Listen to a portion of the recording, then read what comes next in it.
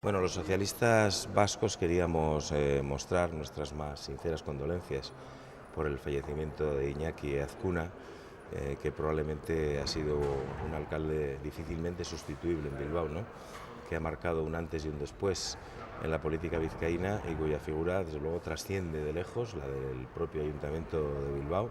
va mucho más allá de la esfera local y va mucho más allá también del propio Partido Nacionalista Vasco, ¿no? Nos parece que es una figura digna de recuerdo, sentimos profundamente su muerte y creo que es bueno que esa gestión que supo poner Bilbao en el mundo y convertirla en otra ciudad distinta de la que encontró, quede en el recuerdo de todos los bilbaínos. Minez beteriko eguna, ez bakarrik gaurkoa, hurrengo asko ere minez izango diren egunak, baina aldi berean ere harrotasuna sentitzeko. Ordezkari politiko bat izan da bere kargu ezberdinetan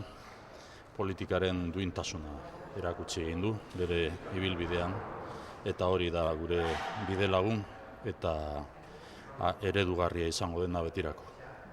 Bueno, pues lo primero, dar el pésame a su hijo y a toda la gente que ha trabajado con él en el ayuntamiento, y desde el sistema sanitario pues estamos apesadumbrados y terriblemente agradecidos porque estamos convencidos que Osakidetza es lo que soy, entre otras cosas por la contribución de Azkuna, que ha sido inestimable. Eskerrik asko, Iñaki Azkuna goian dago. Pues como presidenta del Partido Popular Vasco, pero sobre todo como ciudadana vasca, yo creo que hoy es un día triste y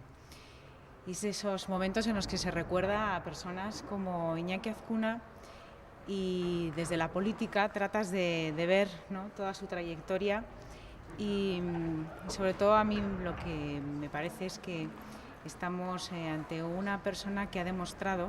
que en política se puede y se debe estar al servicio de los ciudadanos por encima de los intereses de partido. Yo creo que esa es la gran enseñanza de Iñaki Azkuna para todos los que nos dedicamos a la política y, como no, estos días pues estar cerca de sus familiares, de sus amigos y de sus compañeros de partido, y desde aquí pues quiero mandar un abrazo y todo mi cariño a los miembros del Partido Nacionalista Vasco.